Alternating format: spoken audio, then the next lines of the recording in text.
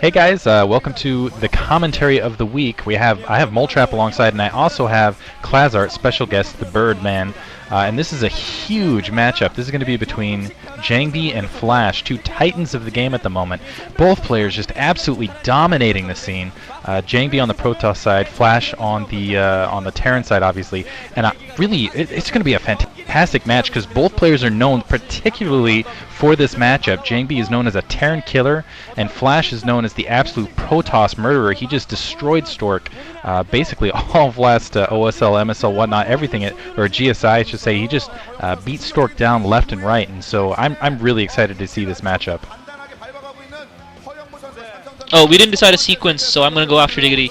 Anyway, yeah, I think when you're talking about Terran killers, I think being a Protoss killer is tougher than being a Terran killer, and the reason I say that is if you look at recent times, you look at the top tier of Protoss players, you have essentially Bisu and Stork, and if you look at the fact that they destroyed most of the Terran players they come up against, we talk about Huesin, we talk about Light, we talk about C, and we talk about all these supposedly great Terran players who've all been shred to bits by players like Bisu and Stork, and then along comes Flash, and without batting an eyelid, he brushes them aside. So, in that respect, I think the quality of the Protoss opposition for Terran players is on a completely different magnitude, whereas all of the so-called Terran players, up until Flash, there hasn't really been an S-class player for Protoss players to challenge, and in that respect, I feel JangBi probably has a lot more to prove than Flash does. Yeah, I definitely agree with that. I wanted to point out real quick, by the way, I think it's kind of cool that I don't know if you noticed, they were actually chatting before the game, typing in the chat room, and they're both kind of grinning and joking around or something like that. So I think that's a good sign. I really like it when players are jovial, and it means that they're actually going to be having fun with this match. Here we go. Yeah, see, we can see them kind of smiling and laughing, that kind of thing. So it means they're going to be having fun with this game too, and that means it's probably going to be a lot more fun for us. Yeah, I'm definitely excited about this match. Obviously, this is kind of a proving ground for JangBi also, because he's been playing really good PvT lately, but Flash is the one to beat.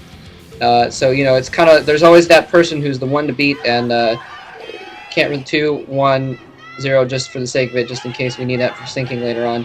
But if he can manage to beat Flash, then he'll definitely be showing that he's one of the top people, because he hasn't really, he's been doing well lately, but he hasn't really been winning any tournaments or anything like that. So we can't really. He got out in the round of, what was it, 8 last MSL or something like that, to Cal. So Actually, round of he hasn't 4, quite proven himself yet, is my point. Round of 4, whatever. Anyway, but yeah, it's look, by the way, it looks like we have Flash starting the upper right-hand corner in white, bottom left-hand corner we have JangBi in orange. But yeah, I agree 100%. This is JangBi's opportunity to prove that he is at the top of the field.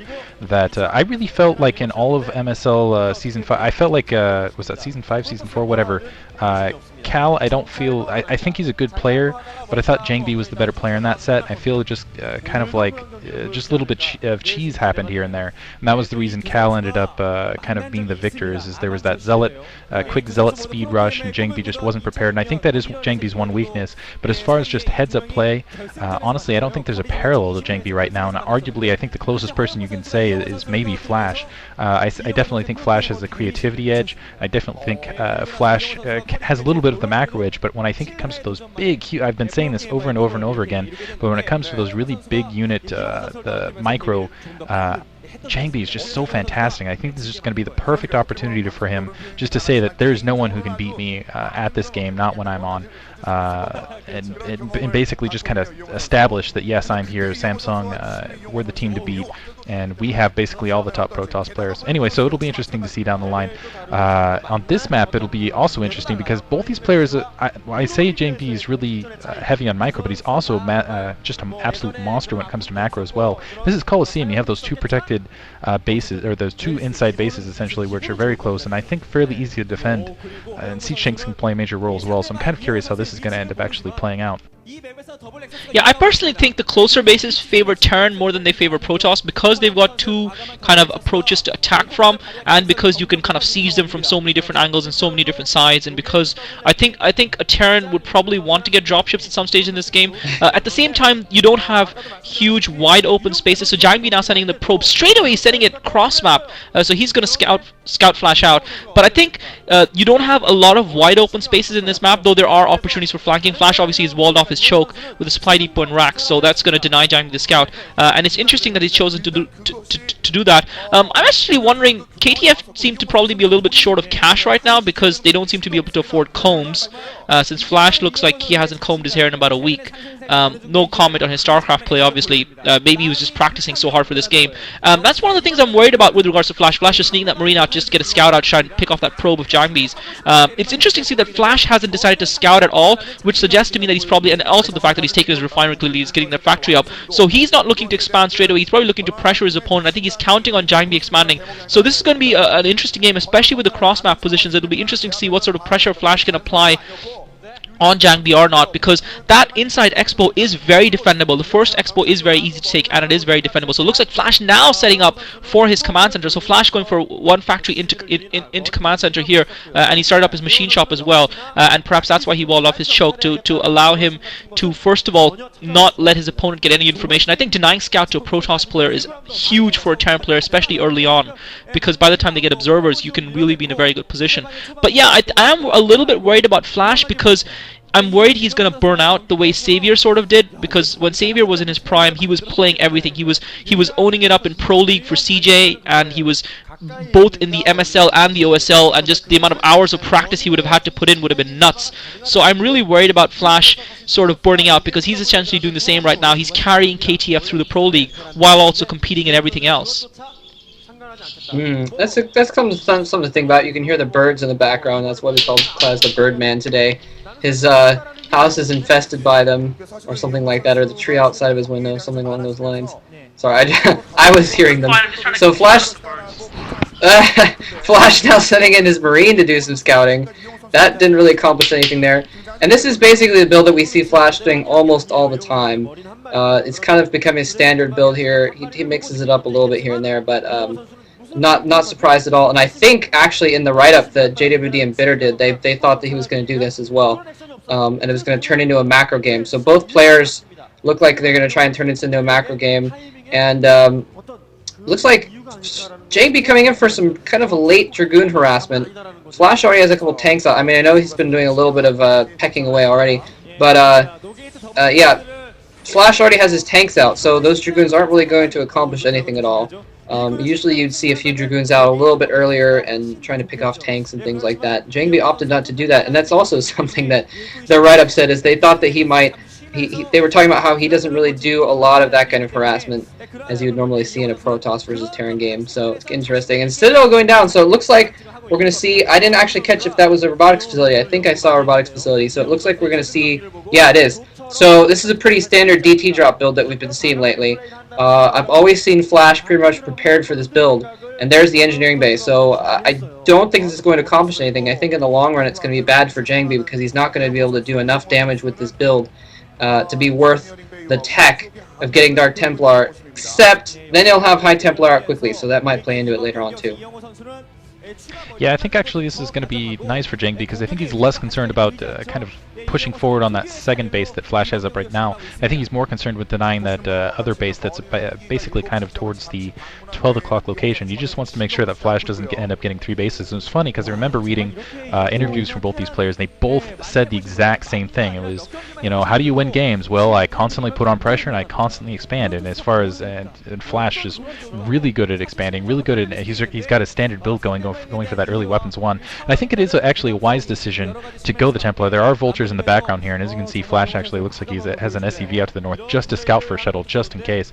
But I don't even think JangBi might be going for a Dark Templar, but I think really what he's after is those High Templar, because I remember talking to Savior, he was talking about the gaps in this map. First of all, Cliffside Psystorm, beautiful. So, a couple vultures coming down, it looks like just kind of patrolling out. Keep in mind also, Flash has been completely blind this entire time, because he goes for that early army. Oftentimes he ends up... Wow! Whoa! Arbiters! Down. that I didn't see that coming actually. And 2 vultures pushing in, and I think it's going to be huge for Flash right here. He needs to go in. He needs to scout that. If he does not scout the arbiters, I think JangBi's going to end up getting a really fast advantage. So completely skip the drop. Completely skip what I was saying about the Psystorm. Arbiters coming in really fast, and maybe we're going to see JangBi kind of pull this away, although looks like we've got a decent amount of neutral detection. There is a starport going up in the meantime, but keep in mind, as you can see there, he kind of sacrifices the academy and ends up not having as much scouting information because he goes with that early armory, because he goes with that early weapons 1. We'll see if that ends up playing a factor, and I think it will here. I think JangBi has found kind of and I think that's where those vultures were coming down to help with that scouting information. So JangBi actually finding a nice hole in this strategy, that lack of scouting, and I think this is really going to play to his favor.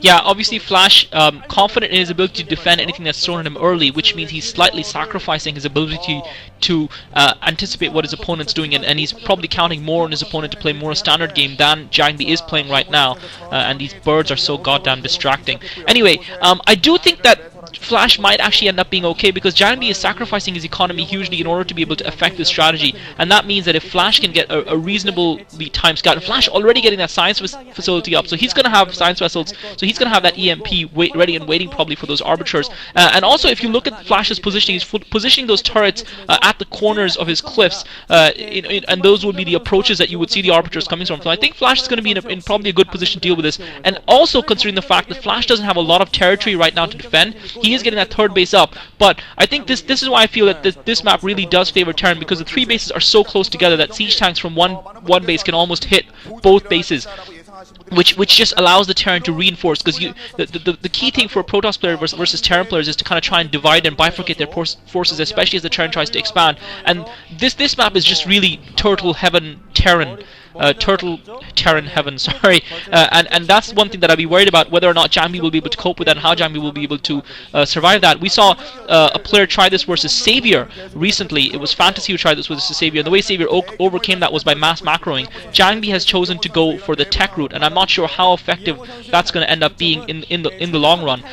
He hasn't done any damage to Flash early on, and I think if you leave a Terran unchecked to macro at will, I think a Terran player can be more devastating than a Protoss player in terms of their ability to get ahead in the game when you allow them to macro uncheck. So right now both players seem to be content to just build up their forces, build up their economy. Flash has got that dropship out, and that's going to be key, I believe, and I'm glad that Flash has gone for that. But yeah, both players seem to be content to let the others, both players confident. We've got the first Arbiter coming in, so now this is going to be interesting. Flash does have a few defenses in place. We've got the Arbiter out. I doubt it's got enough energy for a recall this early on in the game, but those early Arbiters are obviously going to weigh in. I think the key here is, first of all, the fact that JangBi has gotten that tech out so early, and second of all, that Flash hasn't really put any pressure to restrict JangBi from getting those the following expansions out, his third and fourth expansion out. At the same time, Flash's own expansions have been unchecked, so both players macroing it up heavily, and it's just going to come down to who is able to multitask better when the massive wars actually start.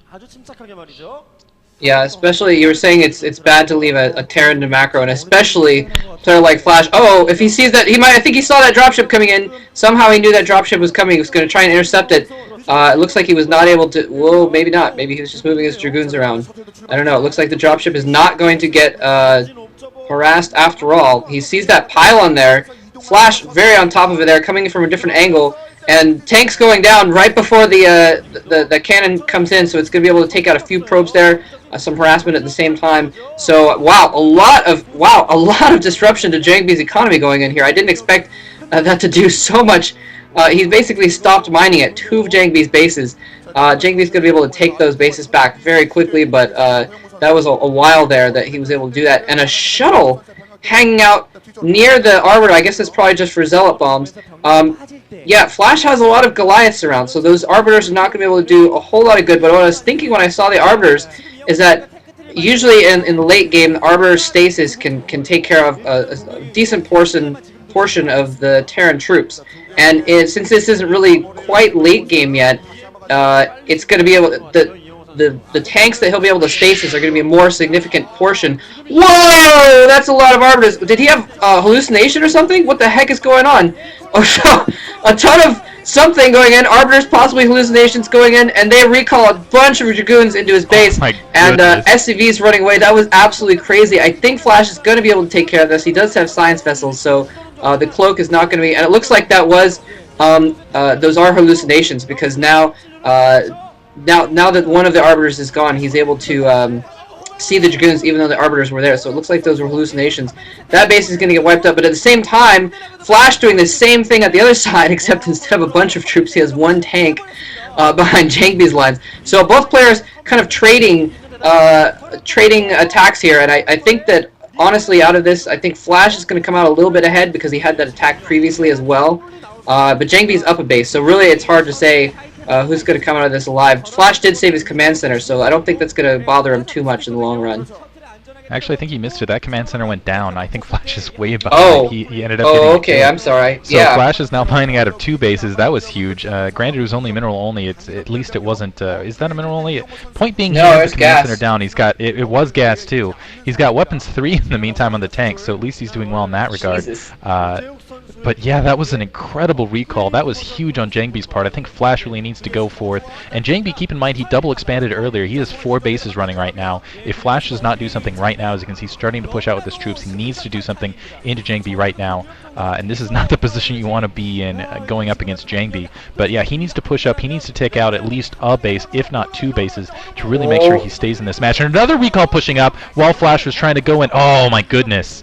Oh, at the other secondary, and that's and Flash completely caught out of position, and it looks like he's going to lose that command center as well. So it looks like JangBi is going to end up taking this match. Wow, yeah, the command center is down, and now Flash trying to. That was beautiful. Beautiful, and another command center that looks like it was just being produced is also going to go down. This is disastrous for Flash. Absolutely the worst thing that could possibly happen. Just being JangBi brilliantly playing this game. Awesome strategy, knowing that Flash was, after he lost that first command center, was going to push into him, turning around and doing a second recall. Now as you can see, Flash about to take out one of, or try to push down one of JangBi's bases, but I don't think JangBi cares. He's taking out 3 command centers at this point. JangBi is down to his main, and yeah, wow, that was just brilliant.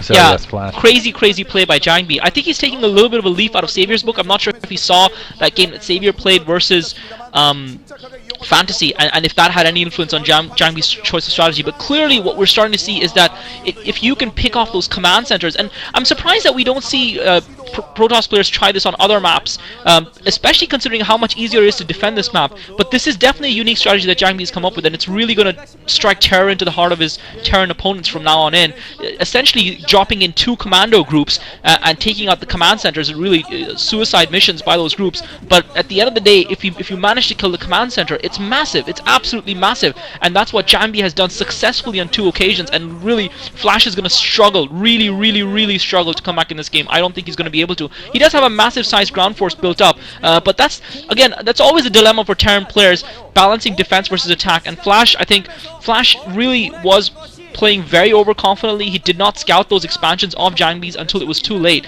And JangBi, because he went for the early tech, has been constant. It looks like another recall is going to drop in yet again on that expansion that had been rebuilt. So anytime Flash heads out of his base, JangBi just comes in with an arbiter and drops in a recall, and before you know it. And I think what twisted it, JangBi's, when Flash looks like he's actually decided to sacrifice that command center. He's not actually fighting back. He's actually lifted the command center over and just floating it over to his other expo, which is something nice that you can do that. And I think Flash realizes that he just cannot afford to be doing back and forth. He needs to hurt JangBi back here a little bit at some point, because otherwise this game is going away from him. He just doesn't seem to have enough still to be actually able to plant himself firmly. He looked like he was going for that expansion at the 5:30 position, then he's turned around. Looks like he's now going for the one at the 6 o'clock position. So either way, that it looks like there's actually no expansion there. So Flash seems to be just kind of wondering, maybe he's not aware of that expansion, because that expansion at the 5 o'clock position would have been ideal for Flash to take out. It was far enough away from JangBi's base. Now Flash is encountering JangBi's troops in the middle of the map, and JangBi is just running this game with those arbiters. He's frozen another group of Flash's tanks. Flash has enough forces there to ward JangBi off. JangBi so far has been fighting with surgical task force strikes. He hasn't really been committing massive large troops to ground battles, and you can see Reach just in awe of JangBi's Protoss prowess there. Flash coming in to that command center around the 9 o'clock position, trying to take that out. Another stasis field by JangBi. Flash is committing all of his forces now, just forgetting about his own base. JangBi still has a couple of arbiters roaming. Flash is able to take those units out. Just crazy fights all over the map here. Flash trying to equalize the equation by taking out some of JangBi's command centers. JangBi trying to trying to take advantage of some of those frozen stasis units, but somehow, even despite losing 2 command centers, Flash has been able to macro up a massive sized ground force. JangBi trying to take advantage of the fact that Flash is attacking him on all fronts. Looks like Flash is going to take out this command center at the 9 o'clock position. He's also somehow managed to kill the expansion at the 5 o'clock position. So massive, this could be the fight back of the year, guys. This could be the StarCraft game of the year as far as I'm concerned. If Flash can somehow come back and can take this after losing those 2 command centers, I don't know where he's managed to get all those troops from despite taking such a massive hit. But if he wins this, this has to be the ultimate comeback. I was actually going to say a couple minutes ago that you shouldn't count Flash out, because I don't know if you noticed, by the time his command center to the left of his base was gone, he'd already gotten his natural expansion back up and running again, and he had immediately started building his 3rd command center again when he was clearing out those troops. And amazing play by Flash. He kind of went in towards JangBi's main, and he left 1 tank in a beautiful spot to kill 5 o'clock. 1 tank sit there, and JangBi could not get forces out in order to take care of that 1 tank because he was dealing with Flash in his main here. And now, indeed, Flash coming in here. JangBi, the situation is completely reversed now. JangBi is down to his main and his natural, and Flash now has he gave up that expansion, but he's just going off those 2 bases right now. He's just going to say, all right, we've got even bases now. Let's go. And JangBi now is the one trying to macro inside of his base to fight back here, and I think there's just too many tanks there. The stasis fields have saved him so far, and a lot of stasis going on. Basically, he would have been completely dead if it weren't for those stasis fields, but it's just not quite enough. Just Flash, just his macro and his... Oh my gosh! A lot of Flash's troops going down to those storms there, but I think that's probably just going to hold it off for only temporarily, because he's losing gateways now, and more tanks coming in. Flash just a little bit too much for JangBi to handle. That was an amazing comeback. Yeah, just absolutely amazing. He did at least. I think the key was he saved a lot of his SCVs in those attacks earlier, and then as soon as he got JangBi out, he immediately put the command centers back up, almost like you see him expanding when. Just for no reason, he'll just go and expand. Same sort of thing. He was just putting his command centers back up before you even thought of it. I'm just stunned. I just can't believe that Flash is even in this game. He's not even bothering with, this is kind of like something you play against computers with Zerglings, is you just throw a whole bunch of ground troops underneath, and now some Goliaths finally coming up to take care of the Arbiters. JangBi GG's, that was... JangBi, wow. You are not the master. Holy cow. Cloud. That was just... Cloud. That was beautiful. That was definitely worth the commentary of the week, I have to say. Oh I don't think you could have asked for a better game than that. That was beautiful. That was an excellent matchup. I cannot believe that Flash came back from that. So, losing, I think he lost 4 command centers actually in total. So he somehow came back from losing 4 command centers, obviously 2 of them not mining, but lost 4 command centers. And then I think part of it, what it was, is his upgrades. That says I fucking own. Yeah, basically. I think it was just the upgrades that ended up running for it. I know, but oh my goodness, that was epic. That was absolutely incredible. Flash proving that he's still the man on top. Yeah, I think it was the battle of subtlety versus brute force, and unfortunately, it was brute force that won in the end. Flash just overpowered. He just plowed through JangBi's forces, and I think it was interesting to me, the choice of strategy, because you would have really thought that once his surgical strikes were successful, JangBi would have come out on top.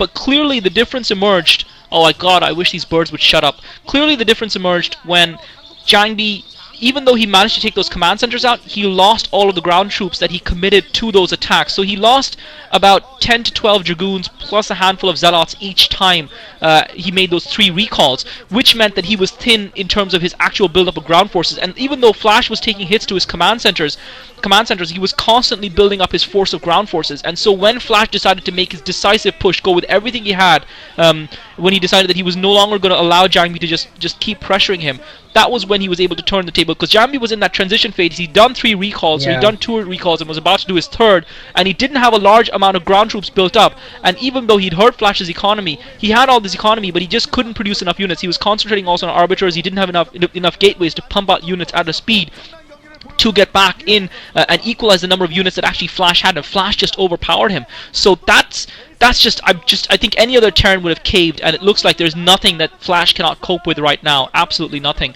I mean, I'm not sure. I mean, what do you think, Diggity? What was the reason that Flash was able to come back in? And I mean, we all agreed that it looked like JangBi was way ahead, and that Flash didn't have a hope in hell. I know Moletrap called it differently, so he's obviously got some psychic skills going on there. But I want to ask you first, Diggity, why do you think?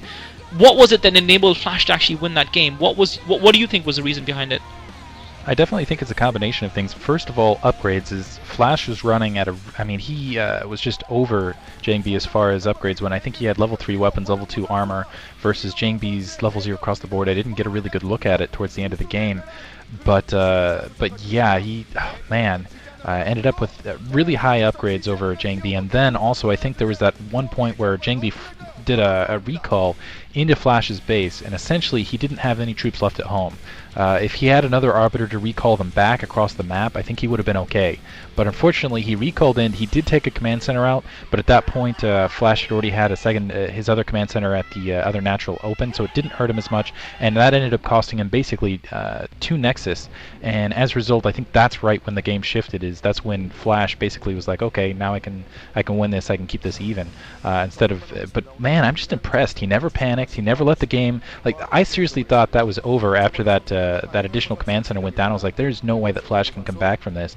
And just out of nowhere, just wow, just got forces out of nowhere, almost like V style. How did he have those resources? That's my question. Is he had resources that were just coming out of nowhere? It was seriously, he typed in some sort of hack. Had seriously had his coach like sitting along the side passing him resources out of a third base that was invisible off map. But holy crap! Yeah, that was a fantastic game. Yeah, like I said, yeah, Moletrap, that seemed to me to be a masterclass in absorbing punishment, and it just seems like Flash is this kind of brutal fighter who you can just hit and hit and hit, and he will wait and he'll take the punches and he'll cut and bleed until he's ready, and he'll just finish you with one punch. But I mean, that did seem... Was that the key difference for you, Moletrap? The fact that Flash was able to build up his ground forces? I mean, obviously, as Diggity pointed out, the upgrades played a huge part. But the fact that Flash was able to build up his ground forces to an extent, while JangBi was obviously sacrificing his to take out those command centers, and we saw an interesting balance of attack versus defense, and of doing damage but at a certain cost. I mean, how much do you think all these factors played a role in the result of that game? I think basically what won the game for Flash was the way that he selectively used what he had. I mean, you think about, JangBi came in, he recalled, he killed some SCVs, he killed a command center, and Flash sieged like 5 tanks outside of his natural and sent in a couple vultures rather, to take care of that force there. And at the same time though, he used 1 tank in a drop, 1 tank, and he was able to take out several of JangBi's SCVs. And the second recall, the same thing happened.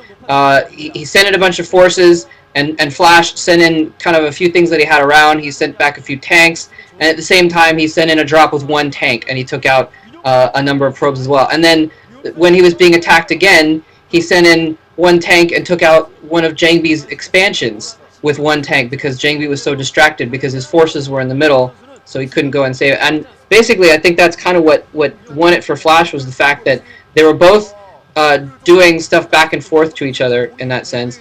But you're right, JangBi was losing a lot more forces, and although Flash wasn't accomplishing as much because he was only doing the one, the little 1 tank here, 1 tank there, he accomplished enough with few enough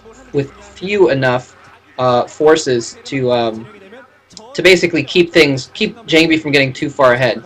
And by the way, I while we've been talking, I went and talked to Kurogane and got him to translate that sign at the end. So come back to me in just a second, and he's going to tell me what it means. Okay, there's one last question I wanted to ask you guys about this game. One thing that just occurred to me from what... Go ahead. It says, the sign that he held up at the end says, basically, it's a Korean phrase, but he says it basically means, whatever anyone tries against Flash, it won't make a difference. Basically saying he's invincible. How appropriate, how appropriate. So, thanks to Kuro, definitely appropriate. Thanks to Kurogane for the quick translation work for us. And by the way, he's one of the staff at SC2GG. He does a lot of translations and stuff. And yeah, everything SC2GG else. rocks. everything else, and also, by the way, he's been getting up translations of the schedules and things like that for the Star Leagues really, really quick, translating from Korean side. So, if you're interested, to keep that in mind. Sorry, go ahead though. Yeah, the one thing from what you were saying, one thing occurred to me, and I wanted to ask both your opinions. This is the last thing I want to ask you guys about was, did that game show up JangBi's perhaps lack of ability a little bit in terms of, was it simply the fact that, because JangBi, yes, he was taking harass from Flash at a couple of his nexuses, but do you guys feel that maybe it's a fact that JangBi just isn't good enough in terms of his ability to multitask and macro and micro at the same time? Because he did have 4 nexuses running pretty much throughout that game, and so really, even though he was taking some harass from Flash, if he was macroing well enough, it shouldn't have bothered him. He shouldn't have. What could JangBi have done different? Because he killed 2 command centers of his opponents, and even though he lost a lot of ground forces, because of his superior economy, he should have been able to replenish those forces. Was it that he didn't build enough gateways? Was it that he didn't multitask well enough? Has JangBi been shown to be not as complete a StarCraft player as he needs to be to take on of Flash's caliber? I think I'm going to ask Diggity first this question. I think part of the problem is he was in a very expensive build. He was going a lot of Arbiters, he was going a lot of, and then he had to keep up with the rest of his units. I think he just didn't shift quickly enough to Templar, and especially I know, not to take anything away from Flash, this is also a very strong Terran map in my opinion, especially the way that Flash was playing it. He was going up cliffside and shelling it basically along, so there was no way that JangBi could really approach the siege tanks unless he had a whole lot of dropships out, or if he had additional recalls prepared. Really, I think the only thing I can fault JangBi for is not saving up an emergency recall or two to deal with the forces that were going to be in his own base. A couple times he spent stasis where probably would have been better to have a recall to basically get some troops up cliffside, and those tanks. I think part of the other issue is just those tanks were melting through with the upgrades.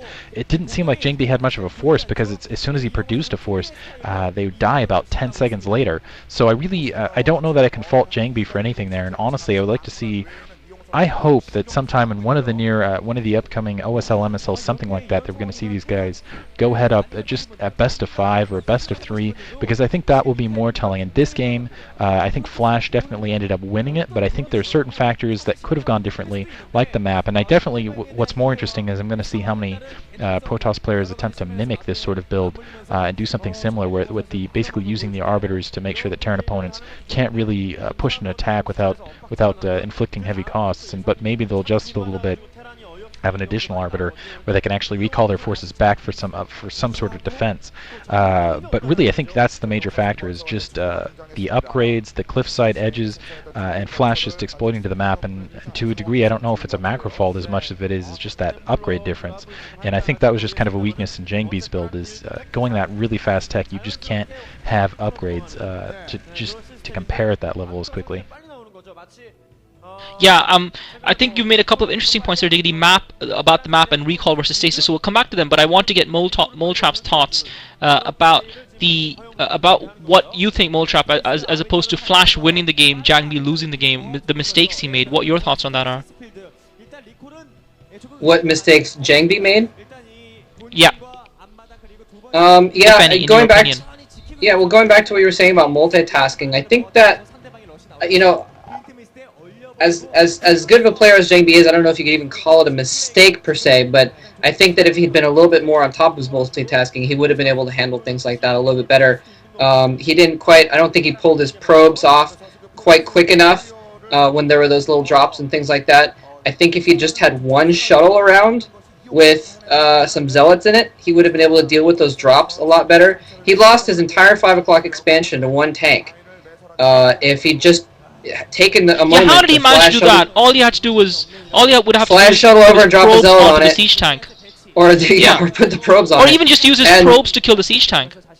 Yeah, and that would have saved that base, and that happened a couple different times. So, and you can't say it was bad, because at the same time he was doing that. He was killing a command center of Flashes, so you can't really blame him for not doing that. But I think if he had, that's what he would have needed to do to take that game. It's just those little things where he wasn't quite responding everywhere all at once. I mean, for instance, that first harassment, he dropped a tank and a couple vultures at JangBi's natural, and then he ran a couple vultures in to his other base and just attacked both at the same time. And JangBi just didn't quite respond quick enough to both at the same time. I think that's kind of the only place where he was really lacking. Other than that, though, he had really good recalls and really good stasis towards the end there. Fought really well, but he just didn't at that point have enough troops. I think, ironically, while JangBi's strategy was more flashy, Flash's seems to be more effective, and definitely he did get a lot of purchase on those probe kills with very few commitment of military resources. There were a couple of points, Moletrap, that Diggity brought up that I wanted to get your thoughts on really quickly before we wrap up. One was the issue of the map, and you actually mentioned this earlier about how even though Flash lost his command centers, he always had another command center up. So at any given time, Flash always had at least 2 of his command centers running, his main and either the natural expo or the off expo. And how much of the map did the map play into the game, because of the fact that Flash was so able to shift his SCVs from his third expo to his second expo, and then from his second expo back to his third expo whenever the command centers came under fire. So even though JangBi was getting those drops and getting those command centers, Flash was probably still not too slowed down in terms of his mining ability, because he was able to have those 2 expos so close together, and because he was able to essentially box JangBi's dropped in units and kill them off. Yeah, I guess that's a good point, actually, because you're right, the expansions are pretty close. So when one got attacked, he'd pull SCVs off of it, and like I said, he didn't usually lose too many. He's lost some, but he didn't lose a lot of SCVs pulling them off there. And he was able to throw them right back on to his other expansion pretty quickly. Other than that, though, I don't know if the map played any particular. I think the map played into it as far as obviously it made it possible for him to do those recalls on different sides, because you have the raised bases on either side. I think that was the key to JangBi's recall thing in the first place, was Flash kind of had to mount his forces in the middle, and so JangBi could recall on either side of him, and he wouldn't be able to have his main forces, directly at hand. I think, yeah, I think that's kind of how the map played into it. Although Flash, you saw he kind of knew that. That's why he put all those turrets everywhere. Although it didn't really stop JangBi. I have to say though, that was pretty brilliant. I'm pretty sure that was a hallucination that he did when he did that first drop there. That was pretty sweet. Yeah, the second point that Diggity brought up was the whole issue of recall versus stasis, and later on in the game, not early on, but later on in the game, where we saw JangBi getting stasis off on 3 or 4 siege tanks, how much more effective would a recall have been? I think I would probably agree with Diggity, because Flash didn't have a lot of vultures supporting those siege tanks a lot of the time, and he didn't have a lot of Goliaths either. So if he had been able to recall a couple of Dragoons in the middle of those tanks, he would have probably been able to do a lot more damage than just stasising 2 or 3 siege tanks at a time. What do you feel about that? I mean, do you feel that he kind of wasted his arbiters a little bit, because he did rely heavily on them, and obviously that was one of the things that also Diggity pointed out that played heavily into the game, the fact that JangBi had to spend so much resources because he had about 6 arbiters at one stage, and that obviously is going to dent your ground force if you're investing so heavily in them.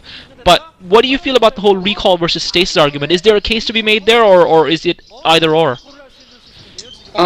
Yeah, I think I don't know if it would have done a lot of good to recall a couple Dragoons in the middle of tanks, but you're right, there was just kind of too many tanks, and the problem is that he didn't have the ground troops to back it up. Basically, you use your stasis to take out part of the force temporarily, so you're only fighting against 70% of the enemy force. It's easier to take out 70% and then 30% than it is to take out all 100% at the same time.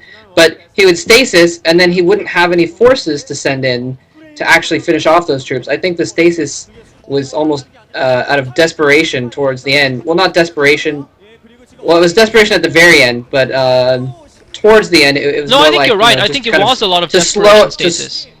To slow him down, but you need to back that up with forces to kill those troops that are around the stasis units, and then kill the stasis units when they come on stasis, and JangBi just didn't have that. That's why I don't know if recalls even would have been that effective towards the end either, because he didn't really have the troops on the ground to do those recalls. A nice recall in the middle of Flash's tanks would have been beautiful and would have taken out his forces, but then JangBi would have had to use his last forces to do that, or recall troops out of Flash's base to do so, which might not have been a bad idea actually. Recall in, snipe the command center, and then recall them out again.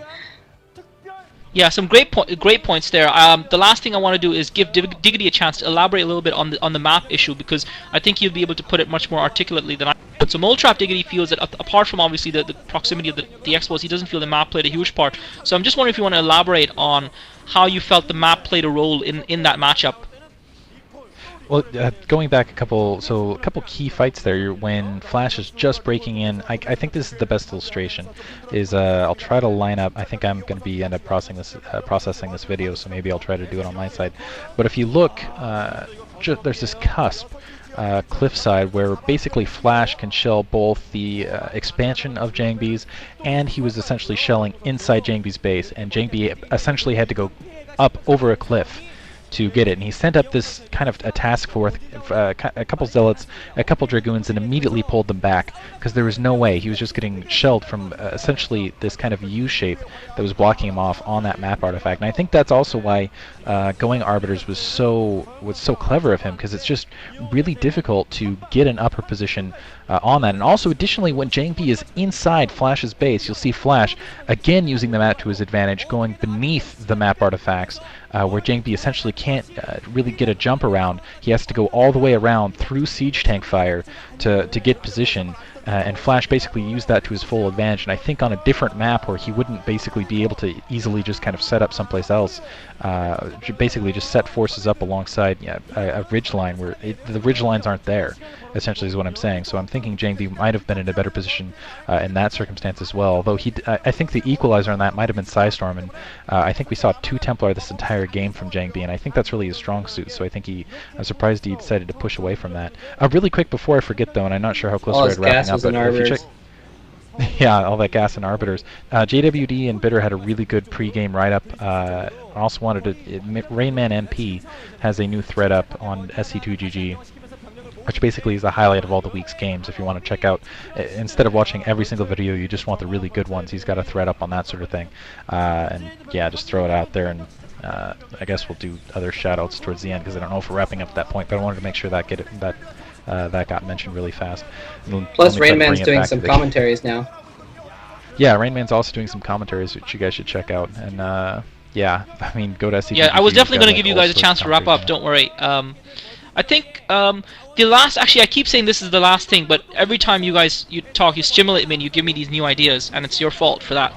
But this strategy that JangBi utilized, obviously it's something new and innovative that we haven't really seen before. This kind of, I mean, we've seen fast rush to arbiters before, but not in the way that JangBi did it. So the question is, I have 2 questions about the strategy. A, viability. How viable is this strategy across maps? And B, how viable, how good would this strategy have been, say, against a different opponent? Was it just Flash's genius that thwarted it, or do you think other Terran players that are playing right now would also have been able to stand up to it, or do you think they would have succumbed under the pressure? Those are the 2 questions. 1, the viability of the strategy, and 2, its, I suppose, effectiveness versus other Terran players.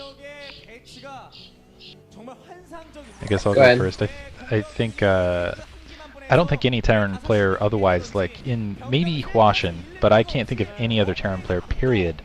And Huashin, it'd have to be a really good day for him. But yeah, I agree. I think everyone else would have folded, period, to that strategy.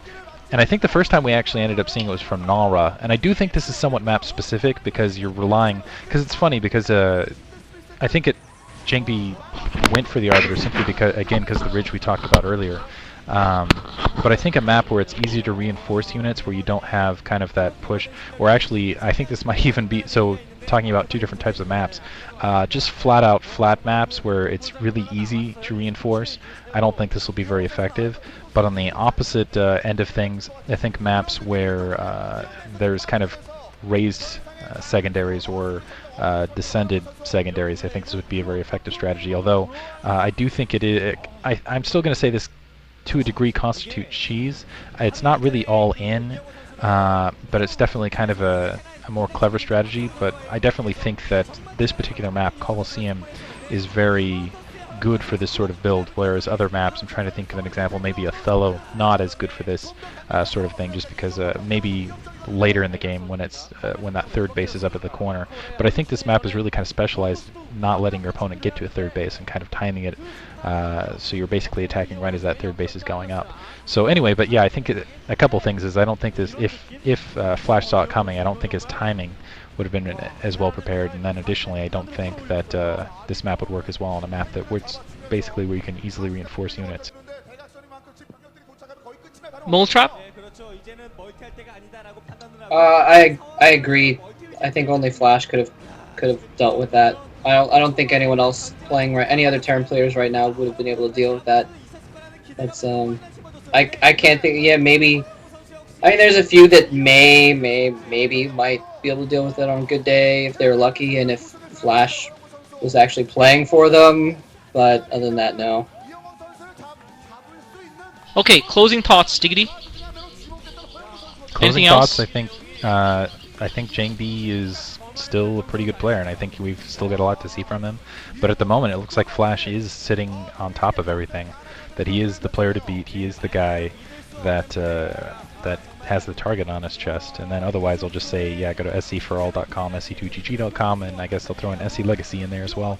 Those guys are still hanging around doing. I hear they're still working on Pimpus plays over on that section.